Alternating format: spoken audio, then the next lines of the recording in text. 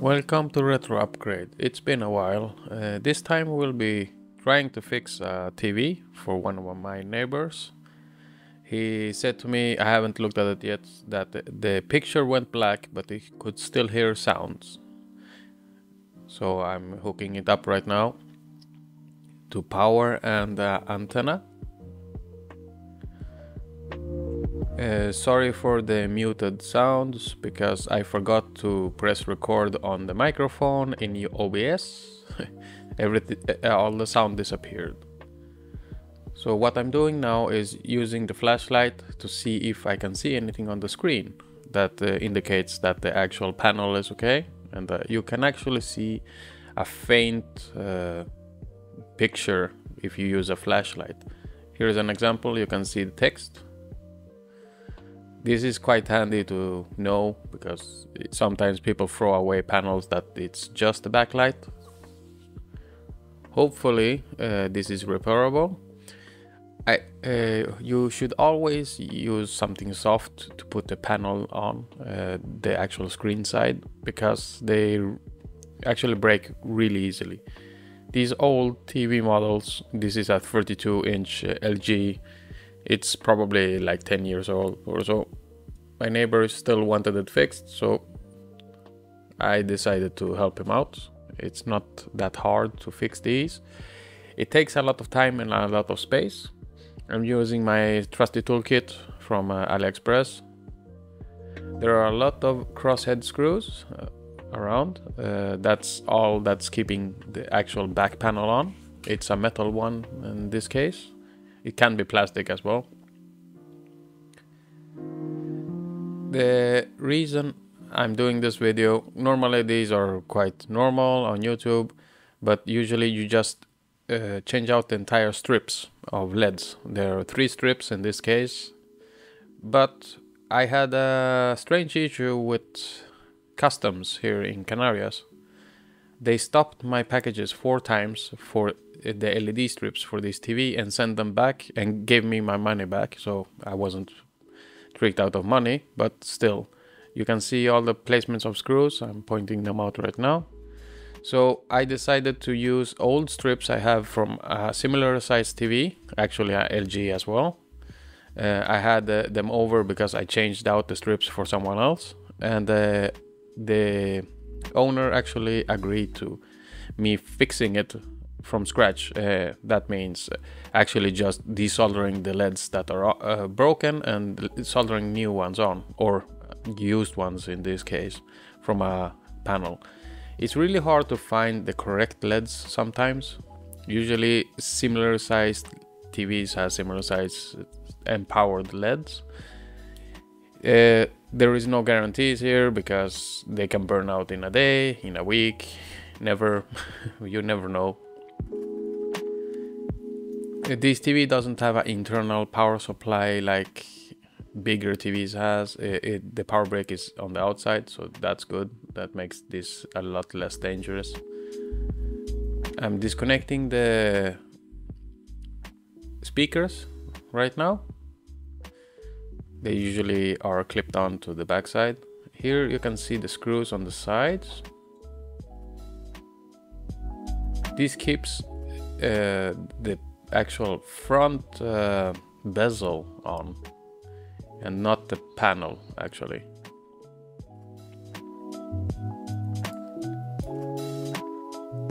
This looks like I could actually just loosen the back let's say metal framing and pick out the LED lights that way, but you actually can't. You have to pick apart everything.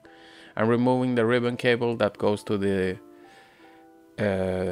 T-COM board that converts the picture to a signal the actual screen can display.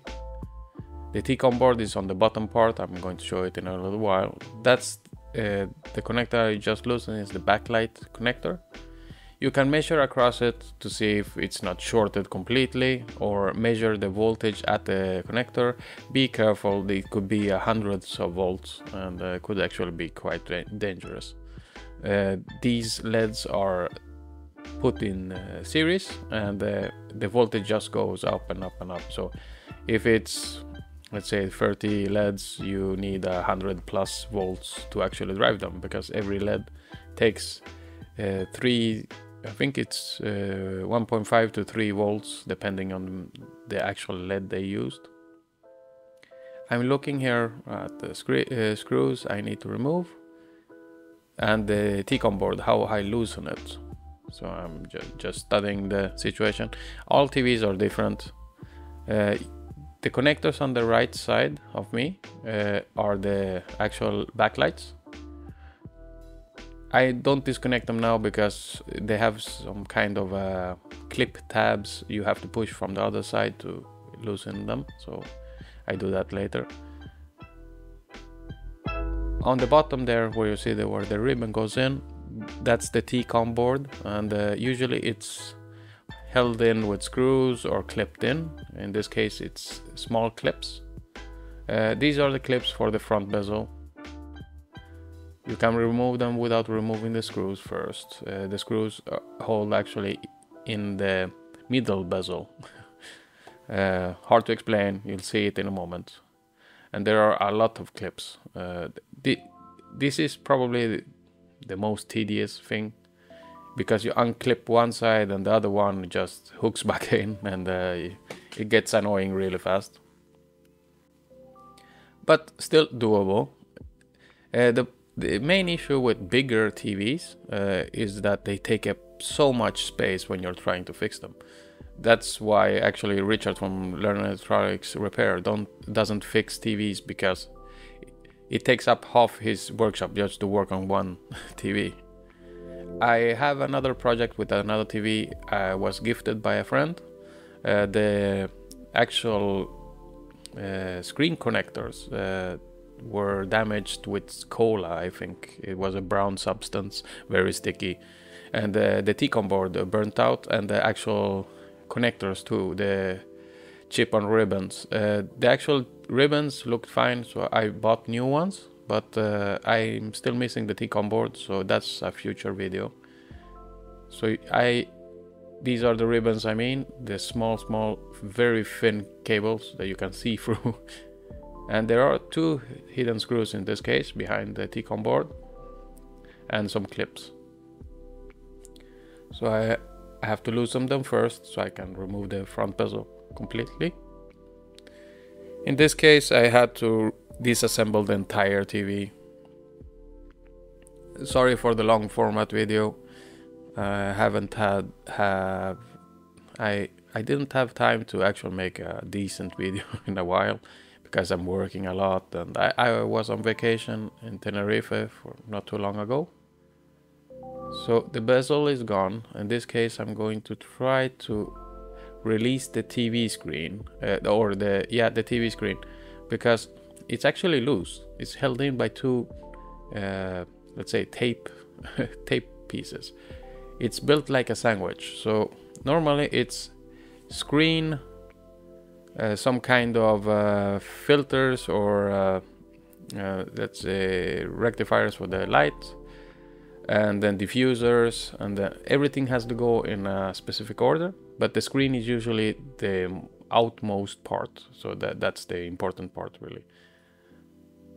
And trying to hook off the actual back, let's say the backing, the metal backing for the screen. Usually this is a sheet of metal on bigger TVs instead of just some random pieces screwed together.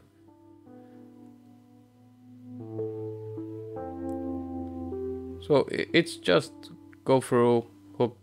I'm using a plastic spudger here, but you can use anything else. Just unhook the plastic around.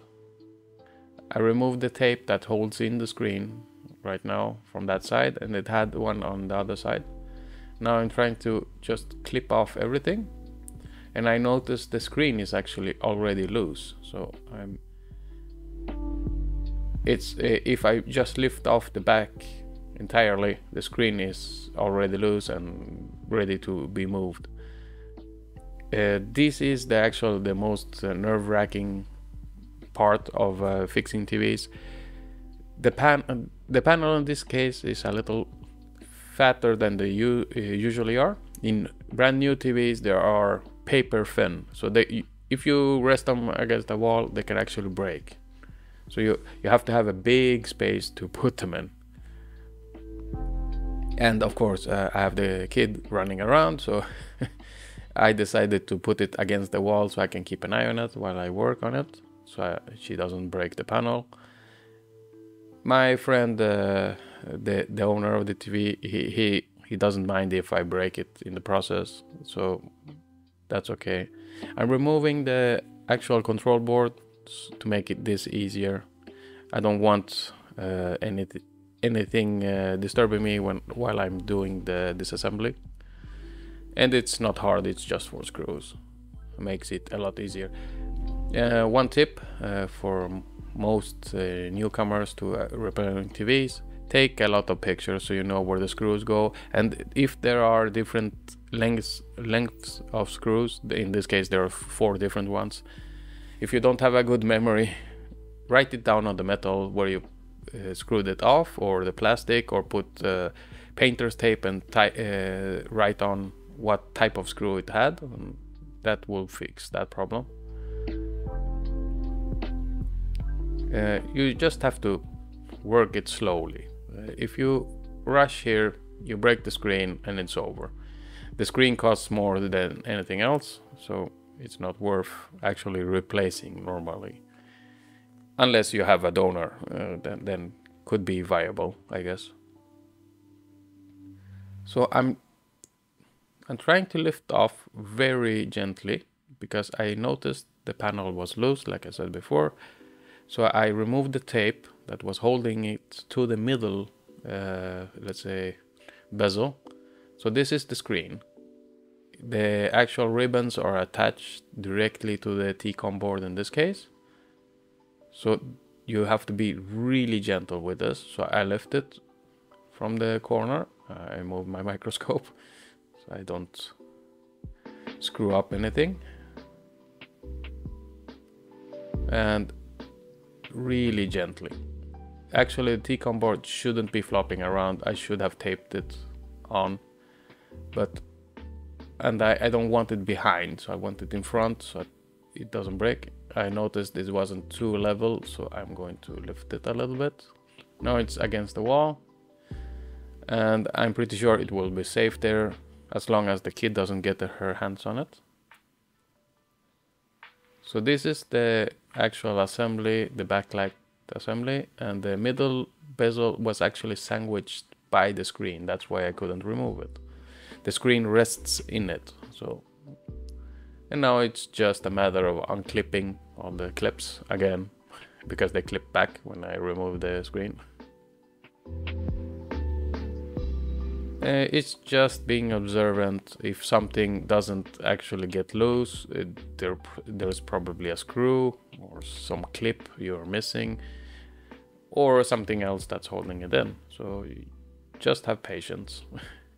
The white stuff you see on the back is the diffusers and the polarizing filters, and they come in a multitude of different configurations and stuff, but every panel needs them put in a specific way to work. So if you mix them up or something, you'll probably have a bad time trying to figure out how to put it back together. So just lift out the entire stack and rest them against the TV in the correct order, and you should be fine. There's mostly a big plastic sheet on the back side that differentiates that tells you that that's the back, and the front is usually a polarizer. It feels like ripply or rough to the touch. Here I'm not following my own advice, I'm just pulling. Then I noticed one clip jumped back in and was being a pain. I would recommend actually a guitar pick instead for this. It's a lot thinner and harder, so it's easier to work with. I had the spudger in my hands, so that's what I used. So here I show you the layers.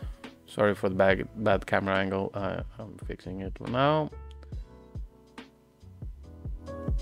So diffuser layers, there are a few. These are the polarizers in the front. Some diffusion layers to diffuse the light, and then the big fat plastic sheet. And you can see that it has like notches on the side to keep everything in place when it's on. So just keep the same orientation and just bend it up. That's it. And I usually rest it on the screen, same size, so easy enough. The round things you see, those are the LEDs.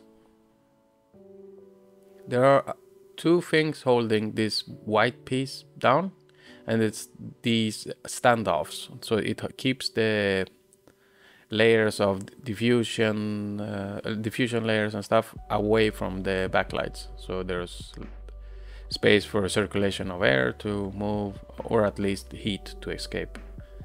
So in this case, the small standoffs are hidden behind these black tape,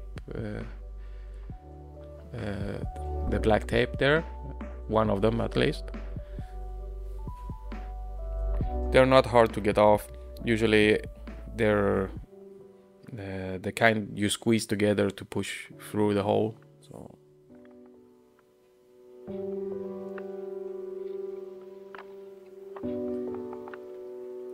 I'm just checking to make sure I don't break anything. It's not my TV, so I'm extra careful. There you can see one of the standoffs. It's transparent, so it's kind of hard to see, but it's a small thing, a pointy thing, a plastic one. So if you break one of these, just push it through and glue it with hot glue. Usually lasts. My main TV in my bedroom is fixed that way. I was too excited to pick it apart, and I broke it. So I'm using some actually teethless pliers. These are my girlfriend's.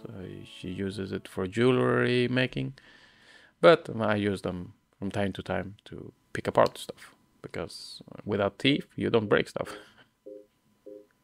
There's one. And this this backing is reflective.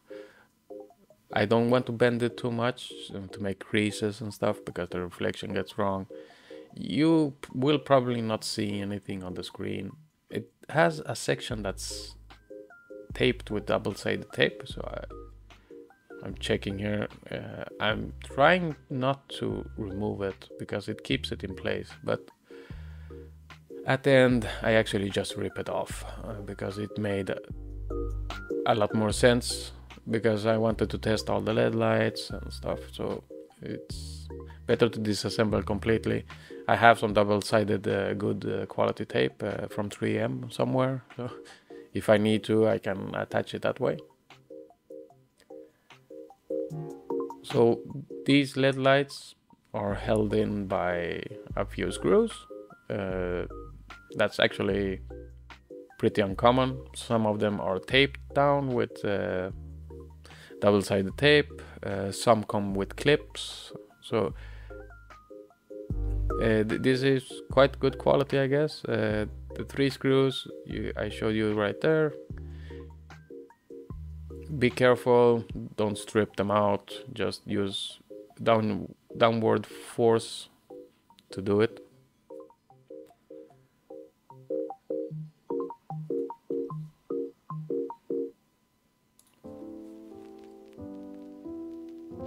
The screwdriver works quite well, but the actual bits are a little too small for this, really, but as long as it works.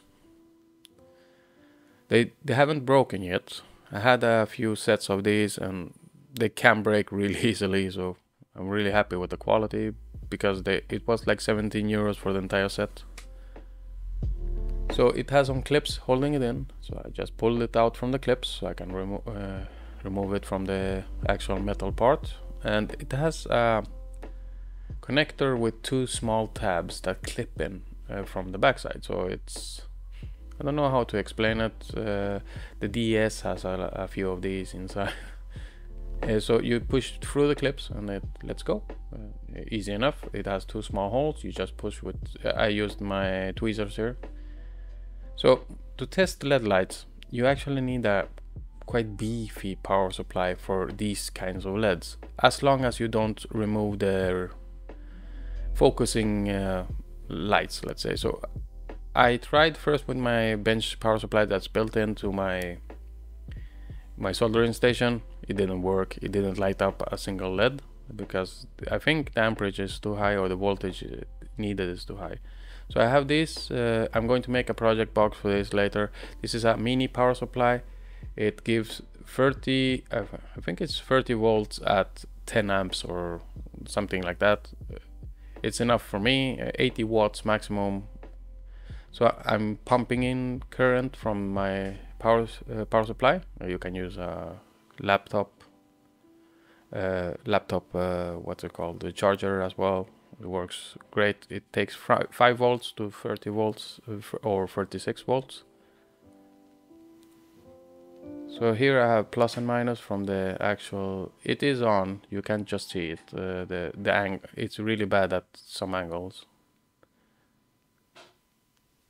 So the thing I'm watching for is I put the power really low and put the plus and minus, there are two test pads on the start of the LED strip, and see if I can get them to light up, or at least a few of them. In this case, it's completely dead, so I'm continuing to put the voltage higher and higher. I think I ended up at 20 volts, and it started to light up a little bit. Let's see if it's visible. I'm using really thin wires as well, that doesn't help a lot, but I couldn't find my normal. I usually have two soldering probes, not soldering probes, metering probes, the ones that come with the multimeters, and I cut off the wires, and that makes a better connection, but it's not easy to find your stuff sometimes. So I ended up using these DuPont wires.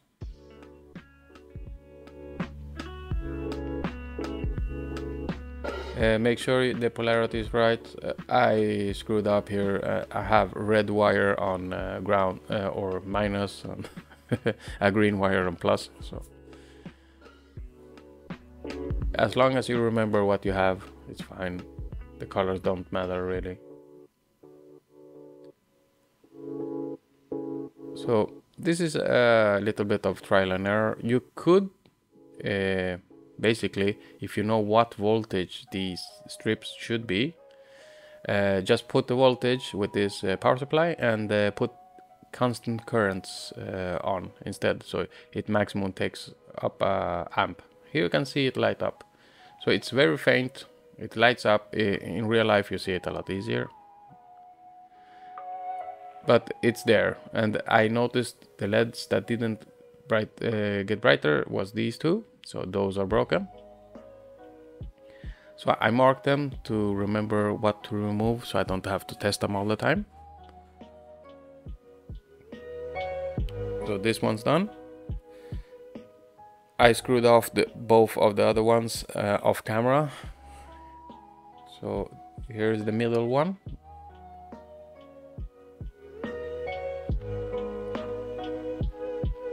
My probes were touching there. Be careful with that. You short circuit your power supply, you can actually burn it out.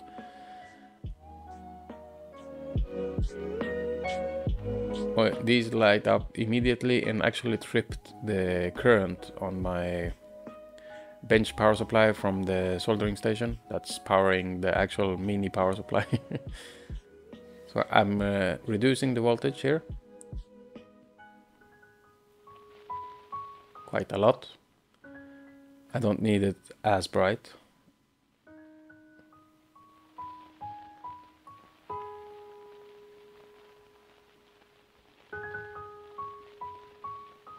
This mini power supply is going to get its own video. It's awesome. It's really inexpensive, and it actually helps you because it's a constant current, constant voltage power supply. It really useful for repairing stuff. Here you can see them light up, and there is one dead. The first one in the actual line is dead. So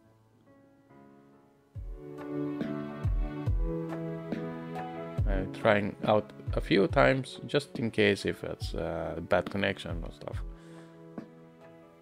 Yeah, so all the lights light up except for the first one. So that's a bad one as well. So that's a total of 3 bad LEDs in 2 strips. So I'll remove that one. And mark them. You're going to forget which one you have to change out, and you end up doing more work than you need to. These round things on the top are like focusing crystals or plastic in this case, but it makes so the beam goes straight forward from the actual LED. The LEDs are actually pretty good at not spreading the light. This is the last LED strip from the TV. I forgot to turn it on. The voltage is fine here, and all of them light up, so I don't have to change a single one of these. I also paid attention to the brightness of them, just in case one is on the way out. It's usually a little less bright. This isn't perfect. There are LED testers out there. They cost a pretty big chunk of money actually, so this works out pretty well for me. If you want to drive all the LEDs at the same time, you can't use this power supply because I don't think the voltage is high enough to actually drive all of them at the same time. These are my spare LEDs from the other TV I mentioned. And some of these LEDs work. That entire strip actually works, but it doesn't fit physically in the other or in this TV because it doesn't have screw holes, for example. You can see small scratch marks every so often. I use that to test every individual LED on that strip when I was just testing around when I fixed the other TV. There's no video about that, it was a long time ago. You can see these are missing the actual plastic pieces that keep them safe. So I'm going to show you an alternate way of testing the LEDs. This is more destructive, but it works. And that's using diode mode on your multimeter.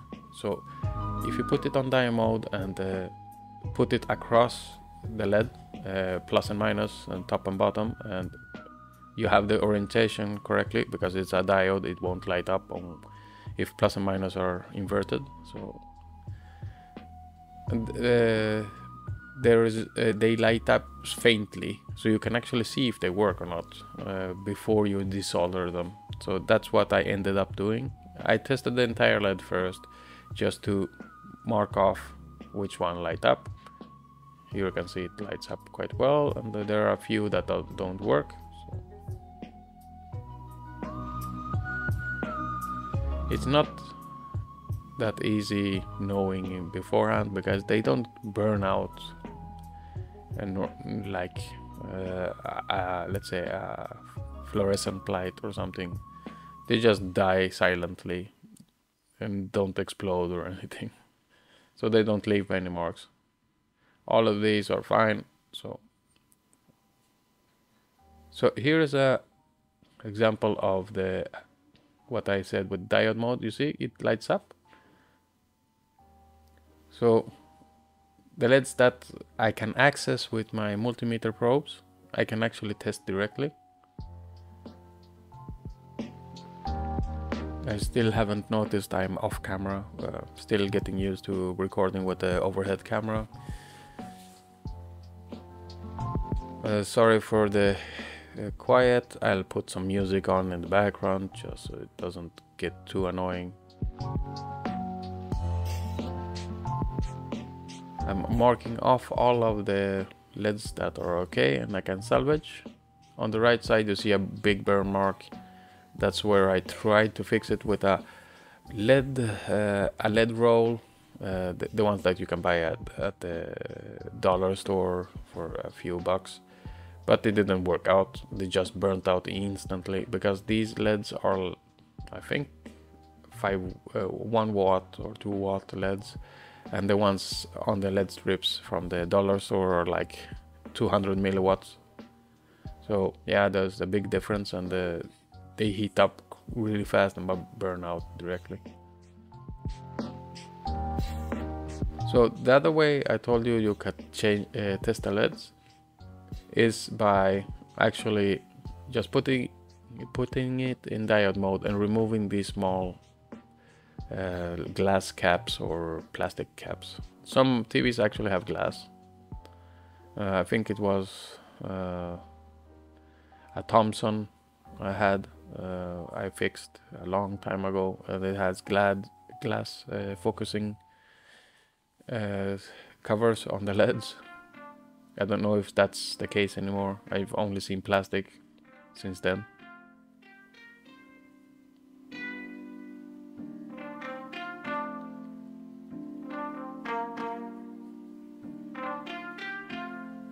So there's an easy way to remove these plastic things. You just wedge,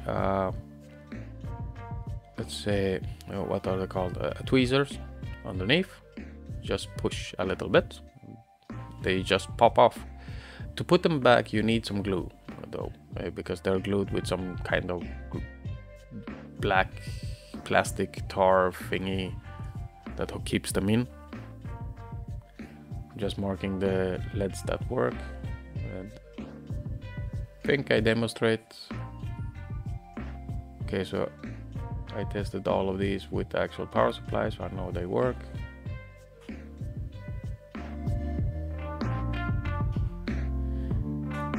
Because I like salvaging parts and not throwing things at the scrapyard, I marked off every LED that I usually don't like throwing stuff in the trash. If I can avoid it, I usually salvage parts. I'll salvage all the LEDs here and put them in a small Ziploc bag, just in case I need them for the future. Usually it will probably be the same TV that breaks again, because this is not a recommended repair. If you can get a hold of the entire strip, buy a new strip. There is no competition, but because of the problems I had with customs, I didn't have a choice. And my friend really needed the TV because he owns a small bar and he uses it to actually watch TV while he cooks dinner or food for people. So normally you would use a soldering iron to remove these on a PCB or so, but in this case, because it's a big copper backing here, you actually need way too much heat to remove it. So what you do is you heat it from the backside, remove the plastic reflector. I put the air to 400 degrees C and full airflow. I think I'm doing it right now. I don't know what happened. Okay, there we go. So you see me, I'm a little off the table, so I can fit the actual nozzle. And you can use flux here, will help a little bit to get things off. Usually it's not necessary. It has a big copper backing, so be patient. It has to heat up that first, and then the LED lets loose after a while. I'm using my biggest nozzle. I don't have anyone that's bigger. Just be patient here.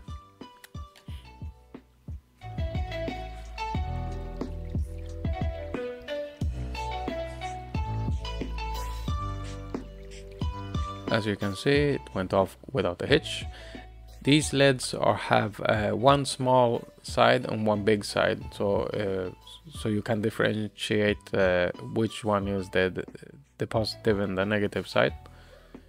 The LEDs on the other strips for the non-working TV are actually exactly the same setup. You can still make them fit even if they aren't exactly the same type, but it makes it a lot harder because it doesn't flow into the place easily enough.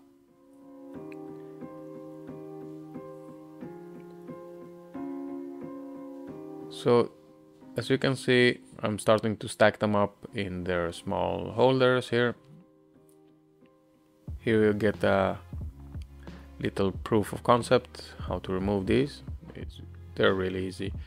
I also saved a bag of these just in case if some broke, but I don't think I'll ever use that actually. I'm not using a lot of force here, I'm just pushing it in and letting the actual tweezers do the job. And here I fast forward because it's a lot of the same.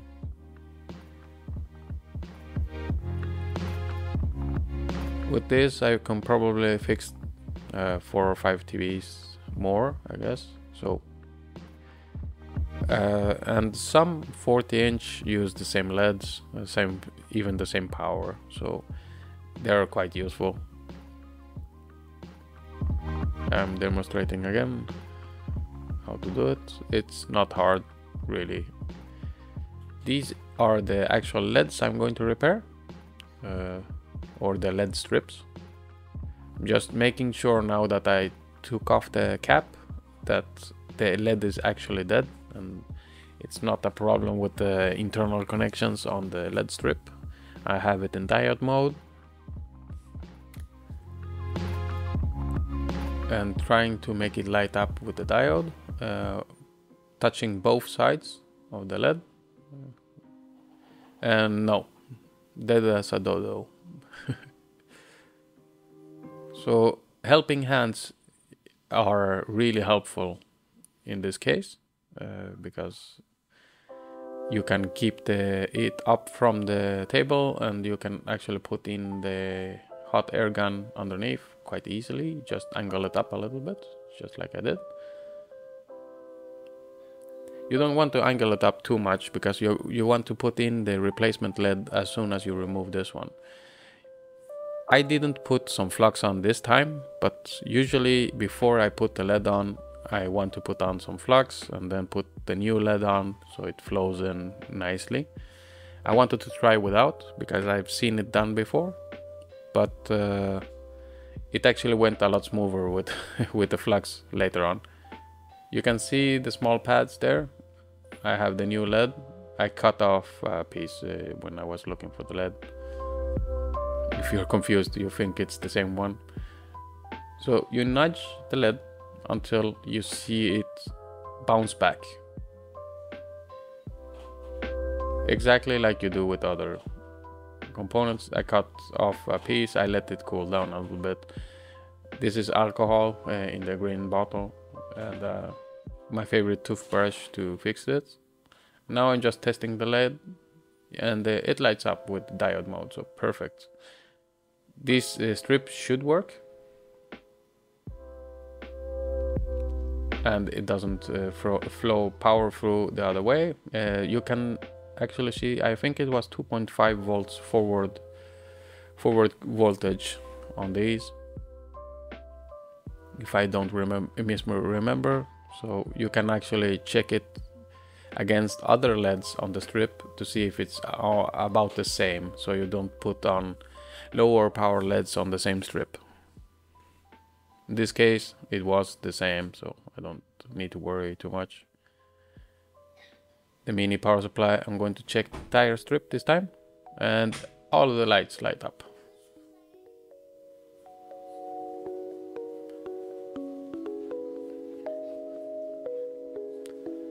I can't find my super glue, so I ended up using epoxy to put back the little glass cap and the backing or the reflective plastic. It's I probably have some super glue somewhere, but epoxy is actually more long lasting. Okay, so there are 3 small knobs on each of these focusing thingies, and I put the epoxy only on them, on the 3 knobs, and then just push them back on the black parts. That usually works quite well. Epoxy takes a little longer to cure than super glue, obviously, so you have to be patient here and don't put on the lead until it's actually hardened, because it would just fall off inside the TV later.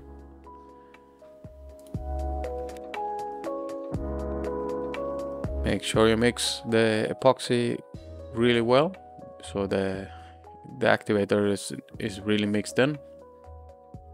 I'm using the scraper here to just put a drop on each of the posts. Can be a little fiddly, but hey, he gets a TV at the end of this, so not too bad. These kinds of jobs are really hard to know what to charge, especially if it's a friend, because it takes a while. It's not easy. There is a lot of risk involved. That you have to really be specific with the people you do this. If you do this professionally, you should advise the actual customers that this can go wrong. So I'm using flux here. I had a little problem. One of the LEDs that were on the LED lights had actually broken in two pieces. So one of the pads had fused to the actual backing. So I had to scrape a little bit with my actual soldering iron to get it to work. But finally I got everything glued back. It's time for reassembly. It's the reverse of the disassembly in essence. Just be careful you don't put a long screw where a short one goes, because you can crush the screen if it's behind the screen or something. I speed up the video because it's boring to watch me reassemble stuff. Obviously, I'm cleaning up as I go as well. I hooked up the front controller, the IR sensor.